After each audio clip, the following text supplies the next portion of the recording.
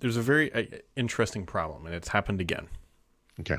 And I actually have some more information about this because I work at Stardock and we deal with monitors and Windows and how terrible Windows actually deals with this. So, I have stories, but go on, please. There's an issue right now, and I've complained about it before, where my monitors get switched. So I can't actually see what I'm recording right now because it's on another monitor. It's facing a different direction. All I see is Paul's head.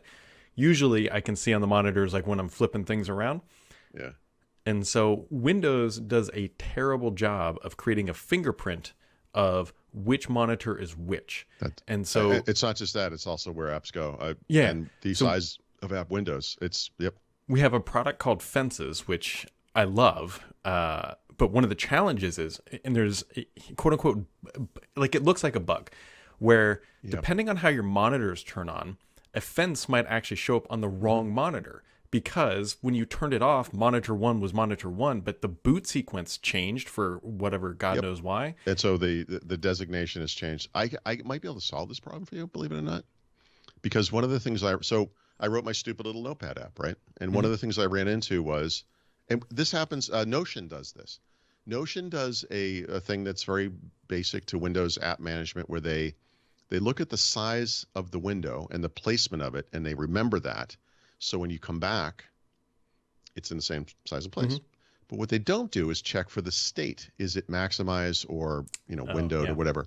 So when I wrote my stupid little app, I'm an idiot. I'm not a professional programmer. I saw that. I saw my app exhibiting that exact behavior, and I fixed it. Okay, so you can test for maximized. If it is, just maximize. It's simple. Now, I don't know exactly how to fix what you're saying, but I'm positive this is possible. Your developers, whoever they are using the system designation of display 1, 2, 3, whatever the number is. And I think what you should be doing is there must be a unique display ID.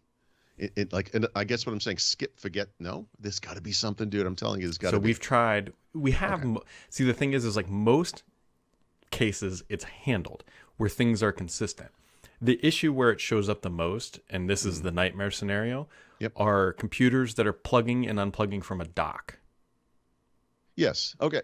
Yeah. Okay. Let me tell you my scenario. This is where this bites me. I have 2 displays here now. I actually had 3 for a little while. I don't even like multi-display. So for the most part, it's just me, 1 display. But on certain occasions, like when I do Windows Weekly and also hands-on Windows, interestingly, I turn on the second monitor.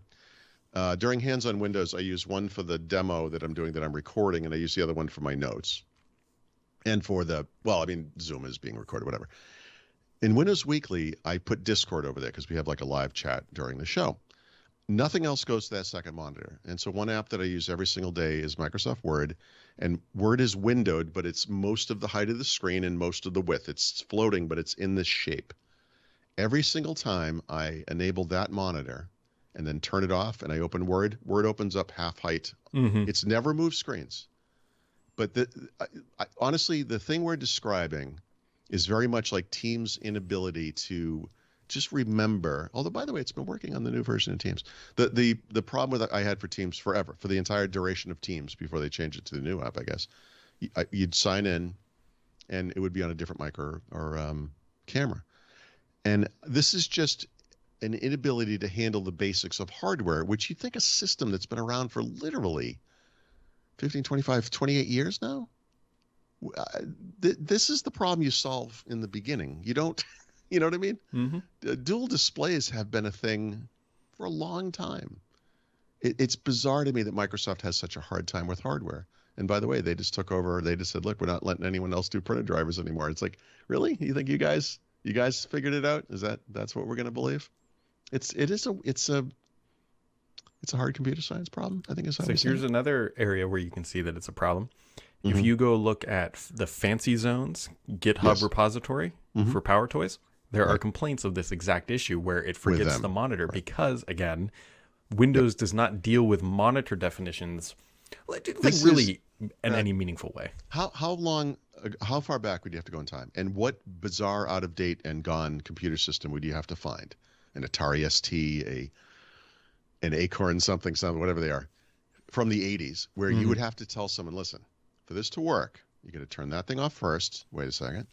then turn this thing on first, and next, and wait a second. Like the computer should solve this problem. Yep. That's the point. It's a computer. Well, it That's gets real crazy. interesting. So we try to do things, and I don't think this is anything proprietary. We try to create our own fingerprints for monitors. Yep. That sounds That's like, what I meant. okay, that's real easy. Yes. You take, know the resolution of the device, you know the roughly, but that doesn't work if you have two monitors that are exactly identical. the same, like I do. Dude, it's got to be a hardware ID, something. If you go into Device Manager and click on one of the displays, any device, right? And then you get the properties, and then there's that. Let me just bring it up. There's a dialog where you can spin through several. I'll do it for a monitor, my generic monitor. That's what it's called. Yes, you do properties. You go to details, and then there's properties, and there's device description, instance path, hardware ID. You want to know the problem with this, Balthrat? Oh, yeah, of course. Here's the problem: monitors don't turn on at the same time when Windows boots. So when you can imagine, Windows loads up, and it only finds the first monitor when one comes on.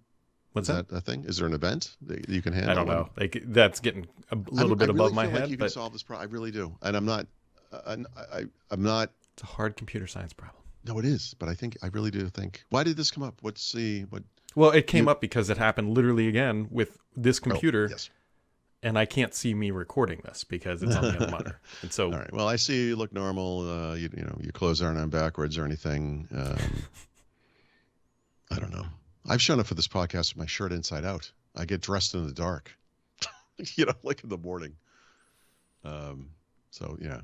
Yeah. Well, anyways, Paul tried to set up an iPhone 15 or an iOS 17 feature so he could call me, and it didn't work. That was fun. I wrote an article over the weekend about I received my iPhone on Monday. I wasn't able to actually take it out into the world until Friday night, if I'm not mistaken. Oh, you got your case. Because I felt like that was only one of the problems, dude. I mean, my life is seriously just a series of waves hitting me in the face every time I try to do everything. And that was one of those kind of not comical, but just I contributed to it, right? Human error, of course. I'm an idiot. But the thing I tried to show you, there's a new feature in iOS 17 that is like I think they call it a poster. And you're supposed to see it on your lock screen, like if I call you or text you. Mm-hmm. And what Brad saw was a blank screen. So I have my stupid little memoji thing that I made a couple of years ago whenever that was new. And you choose like a color background and a color, whatever you do. And yeah, it was, I spent, 10 minutes on it. It's not a big deal, but I thought it'd be fun. I was waiting for the first time, like I'd call one of my kids and they'd be like, oh, look at Dad doing a little cartoon Dad on the thing. That's fun, but they're not going to see that. They're going to see a blank screen because nothing ever works. And that's my life. Nothing ever works. Well, it is a Monday after all. It's actually October, which is insane. I know. God, the sun doesn't rise till like 7. I know. That's. I get real stabby after January 1st. I know. I'm not like 10 years old. This is not a new occurrence for me. Like I should just be used to this. And I got to tell you, I hate it. And I hate it. I just hate. Now, if you went to Mexico, this is a nice time what of year, honestly. But I just, you know what it's leading toward. This is why you need to go to Mexico, Paul. This would solve. Well, actually, going to Mexico does partially solve the sunrise problem because it close to the equator, it's a little different, but it's a little closer to the perfect 12-hour day there. But it's also warmer there, right? So if I was in Mexico in November, January, it would be 70 degrees. Like it'd be great. Still waiting for the downside here. That helps. Frankly, the temperature. I am going to Mexico, by the way, next Friday. Oh, that's right, because I'm gone next Thursday, Friday, so this will be. And then you're going to be gone the next week. What's your schedule? No, so I'll be gone the 12th and the 13th, and I'll be back a week, and then I'll go to the office the following week. Oh, you're only going for like a long weekend thing.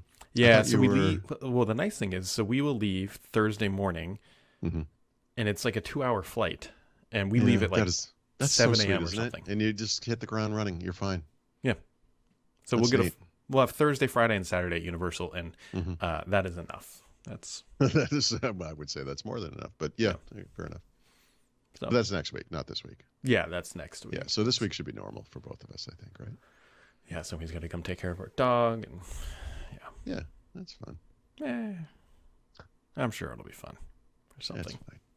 Oh, that's, yeah. It'll be more fun than moment 4.